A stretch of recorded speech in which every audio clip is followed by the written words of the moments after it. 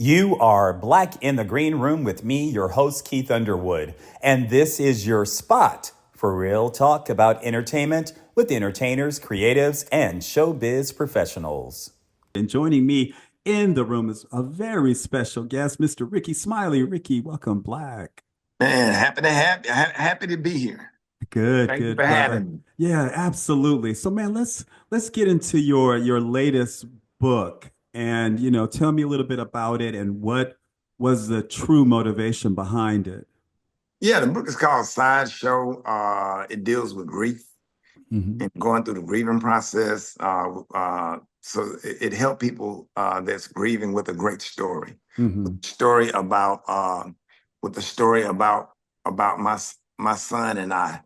I lost my son like um I'm coming up on 2 years now. Hmm. And, it's just been absolutely rough.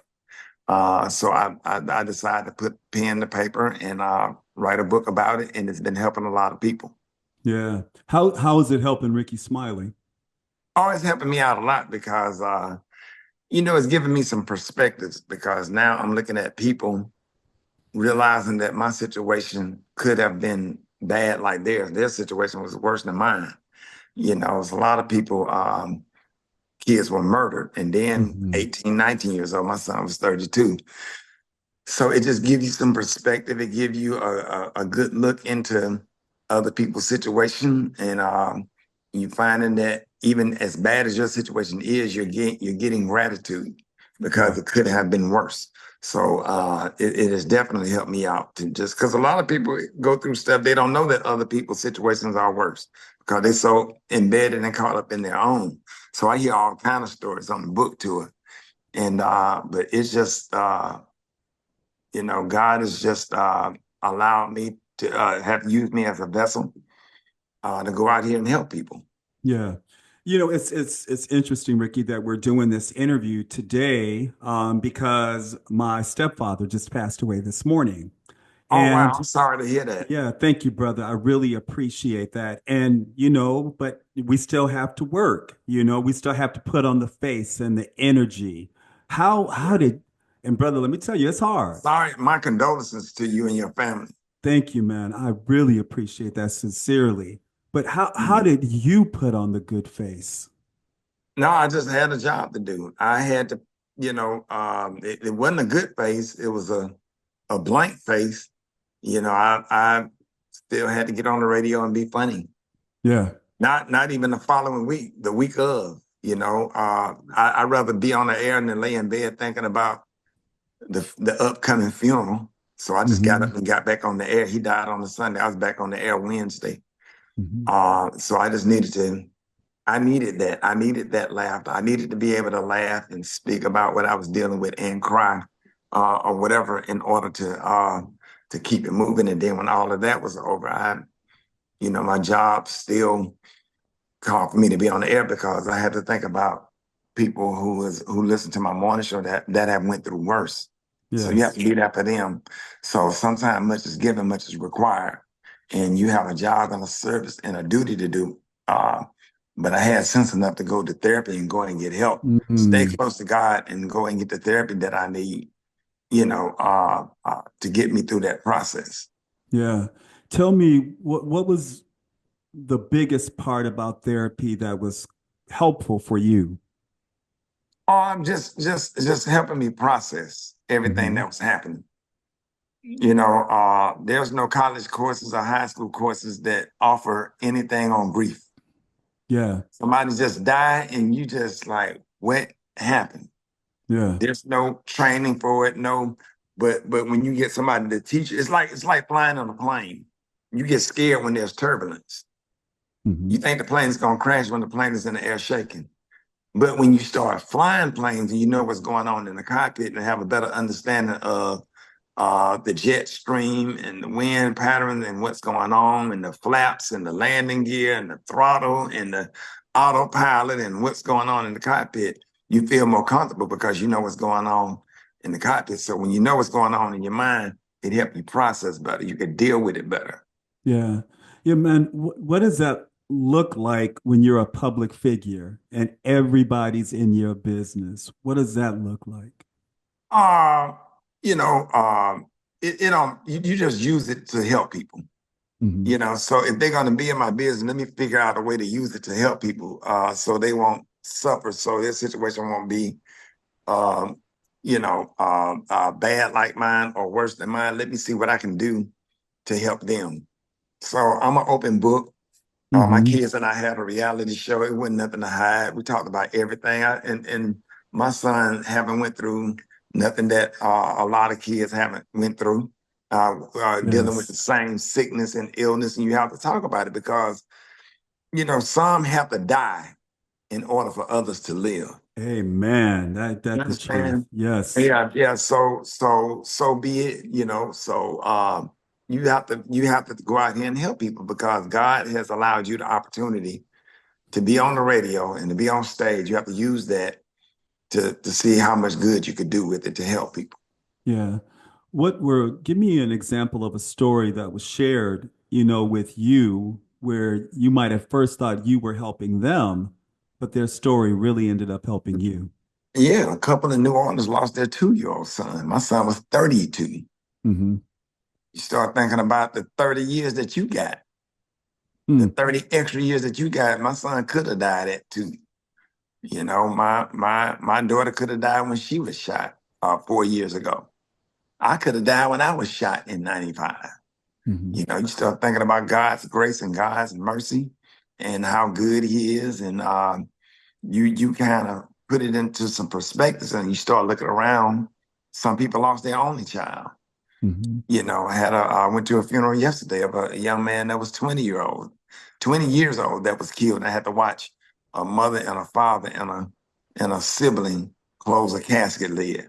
And Mm. I sat in the back of that church on the outside looking in and looking in the very back of the church, looking over at this family huddled together, trying to comfort each other. It was Hmm. it's sad, man. Society, everything that's going on in society, and how people are suffering with this grief. Hmm. You already have people already having a hard time with their jobs, uh, paying a lot of money for groceries and all the stuff that's going on in the economy and stuff going on with this past presidential election and things to come with that. You know, and you dealing with young people out here murdering each other, Hmm. killing innocent people in the process. Yeah. So it's a bad time. Yeah, when we're talking about, our young people, and of course you've been very candid with speaking about, your son, or when we talk about kids who, think they know about that street life, how can we approach them and talk to them and get them to understand like the consequences of their actions that can sometimes, unfortunately, ultimately lead to death? Well, it's hard to talk to them. You dealing with their mothers that have the mentality is messed up. You can't say nothing to a child. You can't tell a elementary school child you can't tell a child no. Children are entitled. Now there's a promotion of gentle parenting, and I like who I am, and so what I give my kids and my grandkids, what I had. Hmm. I like who I am. We always trying to give kids what we didn't have, and we are spoiling them and making them rotten to the core, and they have become entitled. And now, when they don't get what they want, they go in stores and they do stuff. You see all the danger that's going on. I don't have to get into the details of that. These children don't have no kind of conflict resolution skills. Mm. Ain't say nothing to them. If you ask a child to pull his pants up, you might get shot. If you Mm. say something to a child in elementary school when you're trying to get them together, the parent might go off on you. So they just grow up doing whatever they want to do, and they become Hmm. adults that do what they Yes. want to do. If it weren't for athletics and band, athletics and fine arts, that's two things that save a lot of our kids. Hmm. Things that require discipline and structure.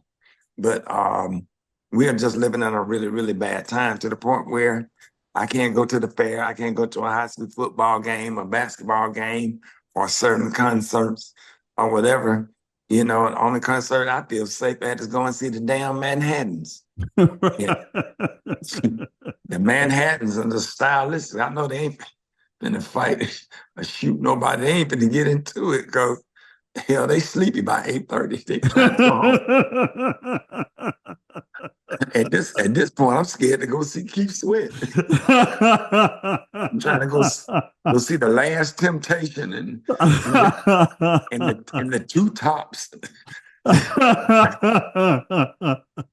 And Gladys, just Yeah, Gladys. yeah, and Gladys, you know what I'm saying? I'm going to that, you know, at least you can have a good, and what I'm noticing coming to my shows, I always get a young couple in their 20s that's probably tired of people their age and want to come out with the uncles and the aunties and have a good time so they can feel safe. You know, that's crazy. You know, I see a lot of that.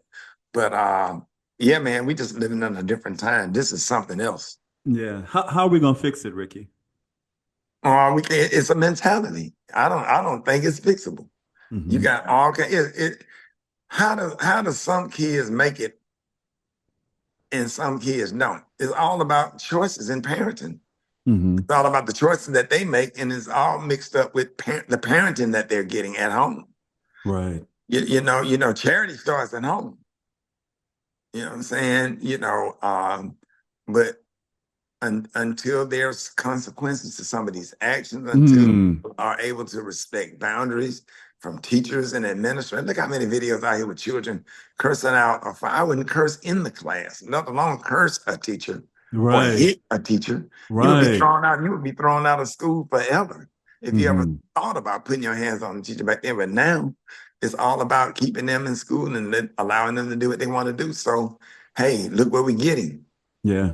Yeah. So you're not going to be able to change anything because you know when daddy going out here to the rap concert and mama going out here to see and know when mama know all the words to Sexy Red, that let you know some of the mentality of some of the kids. And then the other thing, ain't no kids going to Sunday school no more. How many kids you see headed to Sunday school? Yeah. Me and you went to Sunday school, so we even at the age that you and I are now, we Right. know not to do certain things because we fear God.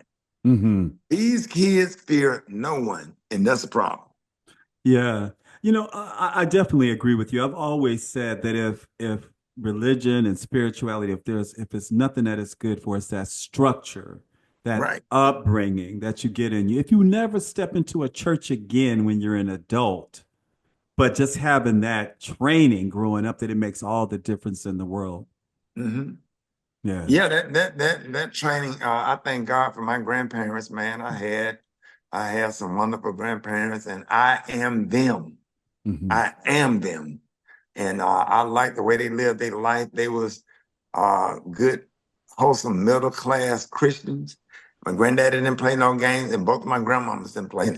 They didn't play any games, and I just grew up around classy, respectful people. I knew all of my great grandparents. Yes. You know what I'm Well, saying? So um, it's just the way I was raised, and if people love if anybody out there like who I am, that's because I just had some good upbringing. yeah. What's some of the greatest lessons that you learned from them, Rickey, from your grandparents? Oh, my grandparents, my granddaddy got me not drinking or smoking to this day. Hmm. Not doing any of that. I might have a glass of wine here and there with a steak in a steakhouse. Right. But other than that, but a mixed drink I never had, never smoked, never did any drugs. My faith, trying to be, and then being a good dad, and being a wonderful grandfather, and just the discipline, the structure to get up and do radio every morning at that time of morning with no alarm clock. Hmm. But last time I said something about that on the internet, I got drugged for it. It's almost like it's almost like you live in a society now where right is wrong and wrong is right. Hmm. And you better accept what's wrong or we're gonna drag you and tarnish your name. And I stand on uh what I grew up around, and my grandparents got it right. They did it the right way. So I'm a product of that. Yeah. It's especially as a comic, when you say that what's right is wrong, what's wrong is right. I mean, you can barely say anything on stage now. How do you deal with that in your routine? Man, I say what I want to say on stage. I don't care. I'm not gonna let society or the left dictate what I do and what I don't do on stage. I'm just tired of people. There is a over people are just oversensitive. You can't, now if you did a joke or did something in the 90s, now you being canceled for it. Hmm. You got to go back and apologize. Man, they'll be all right. Yes, They'll be okay. they'll be You all know, right. yeah, and training people to be okay with things that's actually not okay. But if you don't go along with the majority, then you're an outcast. That's crazy to me. So, man, what have you been up to lately? What are you doing for yourself to kind of, keep everything level and in line? Oh man, just enjoying the grandkids, enjoying the kids. I've been on a book tour. The book tour has been awesome, and I still perform. I'm still doing my stand up. Just celebrated 35 years of stand up comedy, so I'm excited. Yeah. Any new comedy plans? Any new stand-up plans? Yeah, I got a Netflix special coming out 2025. I don't know what month, early 2025, so I'm excited about that. And just tours. I got some tour dates with Martin Lawrence. Hmm. That's so much fun. I'm really looking forward to that. So and I just kind of keep everything spread out, not be too busy so I could be a dad and a papa. So I have to make room for that as well. Okay, come on now, Papa, taking care of that responsibility and the family. I like that, brother. Yes, So, sir. so Ricky, what's your key to comedy, man? Just going on for me, going on stage is having a good time and making sure that the audience have a good time. It's not more of back then you was performing and they were laughing. Now you're having a great time together. I've figured out the art of connecting with the audience and we all having a great time together as opposed to me performing for them. So Right, yeah, right, right. it's So, definitely a difference. yeah, is it like having a conversation for you with the audience? Yep, having a conversation. After you've been in the game so long, it's not like you're standing there telling jokes anymore. It's really a conversation, and every single person feel like you're relating or talking directly to them. Hmm. That's when you have a real connection. Once you get an audience that's not busy with their phones, you can have a real good time. Yeah, yeah, yeah. What for you, what was a joke that just missed and you just didn't understand why because you thought it was going to hit? No, you kind of write joke after you've been doing it so long. You just kind of know your audience. I don't really miss, but some of them don't hit big. And I think Right, right, right. sometimes it's the setup, sometimes it's the audience, sometimes it's a late show where the audience is distracted. So all the elements have to be there in order for a joke to be a home run. Yeah. Do you ever just go off the cuff or do Oh you yeah, like, yeah, okay. Yeah. And all the what's, time, off the yeah. top of my head, off the cuff. And that's the real when it becomes conversational when you just off the Hmm. cuff. Yeah, yeah, yeah. No, I definitely agree with that. Who are some of your favorite people to be on stage with or be in a show with? Hey, I like performing with Martin, man. I just love the structure of that. I just love it's top tier. It's top tier venues. There's a lot of boundaries in place. You're working with you're working with an A-list comic, and it's just a blessing, for the opportunity. Yeah. I saw him at Yamava a few months back, and man, that brother was on point. He was doing cartwheels and clicking his heels and everything else. So yeah, it was a good show, most definitely. Yeah, man. He's definitely big bro, and still out here making it happen. And yeah, I'm definitely proud of everything that he has accomplished, and I'm thankful for the opportunity that he's provided for me. Yeah. Man, what do you love most about doing radio? Oh, it's just I'm a morning person anyway, so I'm already up. So I Hmm. might as well jump on the airways and make people laugh, exercise that comedy muscle in the brain every morning. So that's a lot of fun. Right, right. On radio, I like the structure of it. I like the fact that you're able to get the word out, whether it be voting, whether it be health awareness, whether it be stuff talking about with therapy and depression and just playing good music, interviewing R&B artists, and it's a whole lot of stuff that comes with radio. Yeah. What's some of the craziest moments with you and your co-hosts? Oh, just every day, just random stuff every day with either the Brett or Gary. I have two comedians on the show. I have Special K and comedian Rita Brent. So Hmm. you know it's gonna be some comedy on there. So the show is a lot of fun.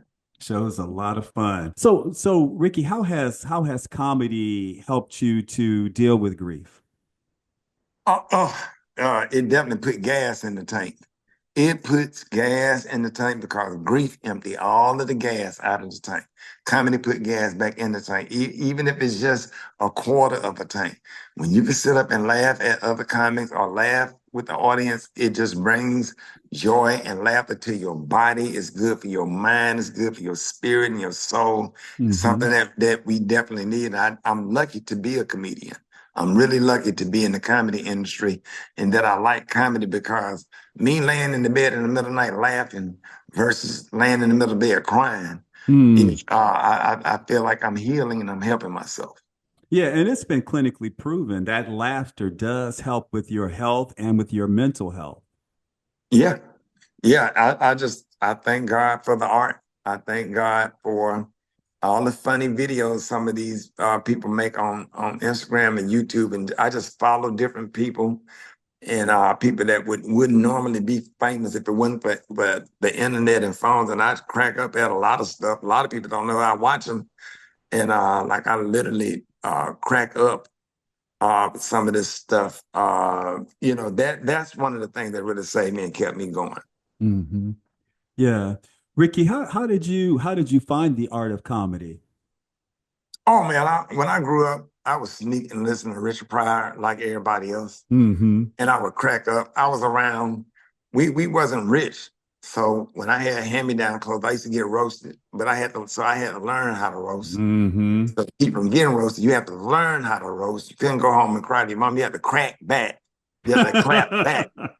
So once I started getting them little laughs, it got good to me. And I've been at it ever since. Yeah. So how do you blow up in comedy coming from Alabama?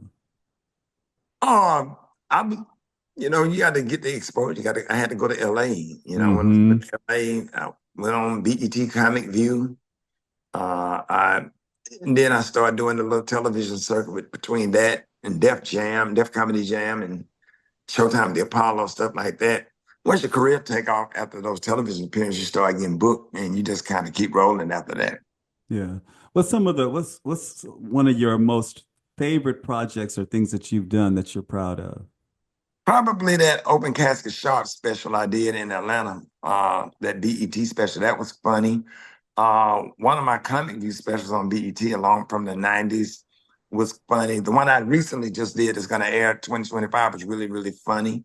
Um, I'm really proud of 6 seasons of my reality show with my kids. Proud of the 2 seasons I had with the Rickey Smiley show on TV1.